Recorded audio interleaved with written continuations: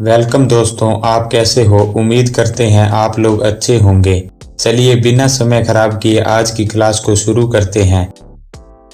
आज की क्लास का पहला प्रश्न, डॉक्यूमेंट मैप का क्या उपयोग है। ऑप्शन ए, डॉक्यूमेंट को शीघ्रता से फॉर्मेट करने के लिए। ऑप्शन बी, आवश्यक पेज को शीघ्रता से प्रिंट करने के लिए। ऑप्शन सी, दस्तावेज को शीघ्रता से नेविगेट करने के लिए। ऑप्शन डी, स्पेलिंग की गलती को शीघ्र सुधारने के लिए। दोस्तों, ऑप्शन ए यानी कि डॉक्यूमेंट को शीघ्रता से फॉर्मेट करने के लिए क्विक एक्सेस टूल बार में ऑटो फॉर्मेट कमांड का यूज किया जाता है, जिसकी शॉर्टकट की Alt+Ctrl+K होती है। ऑप्शन बी यानी कि शीघ्रता से प्रिंट करने के लिए क्विक एक्सेस टूल बार में क्विक प्रिंट ऑप्शन होता है, जिसके द्वारा बाय डिफॉल्ट सेट प्रिंटर पर प्रिंट आ जाता है। दोस्तों, इस तरीके से प्रिंट करते समय एक बात का ध्यान रखना चाहिए कि यह यूजर को प्रिंट प्रीव्यू का मौका नहीं देता। ऑप्शन सी यानी कि डॉक्यूमेंट में शीघ्रता से नेविगेट करने के लिए नेविगेशन पेन का यूज किया जाता है। यह आपको डॉक्यूमेंट के लिए टूर गाइड की तरह काम करता है और एक टूर गाइड का काम आपको मैप दिखाने का होता है। ऑप्शन डी यानी कि स्पेलिंग की गलती को शीघ्र सुधारने के लिए शॉर्टकट की F7 का यूज होता है।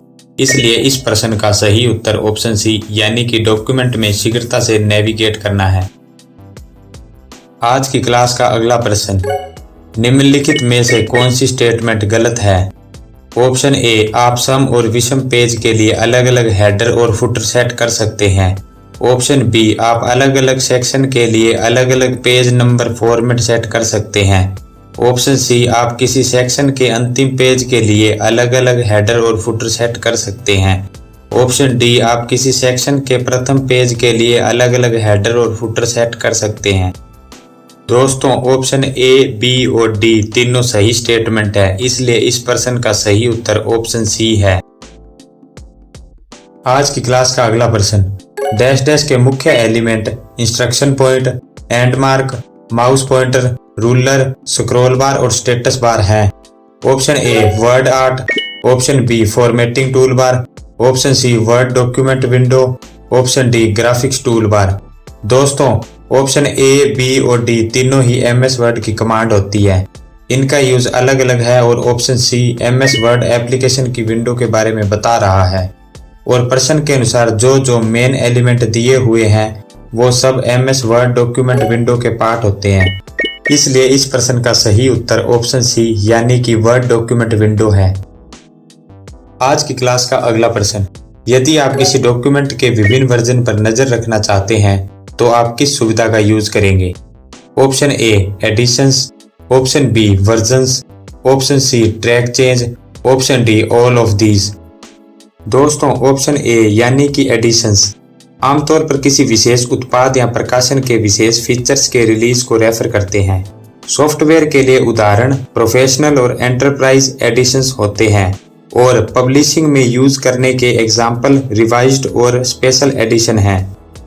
ऑप्शन बी यानी कि वर्जन्स किसी उत्पाद या सॉफ्टवेयर के विभिन्न पुनरावृत्तियों को दर्शाते हैं, जो अक्सर पिछले वर्जन्स में चेंजेस, अपडेट्स और इम्प्रूवमेंट का संकेत देते हैं।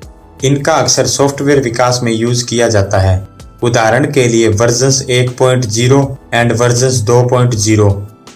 ऑप्शन सी यानी कि ट्रैक चेंजेस MS वर्ड का फीचर है जो यूजर के द्वारा किए गए सभी चेंजेस का रिकॉर्ड रखते हुए डॉक्यूमेंट को एडिट और रिव्यू करने में मदद करता है।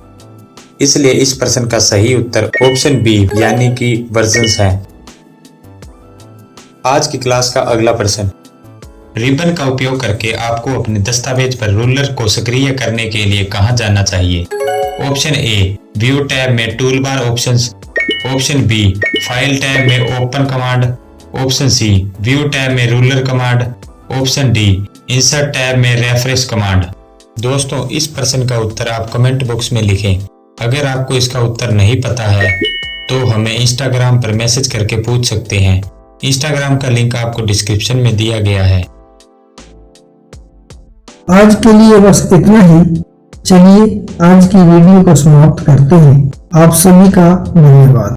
खुश रहिए, ज्ञान बांटते व बढ़ाते रहिए।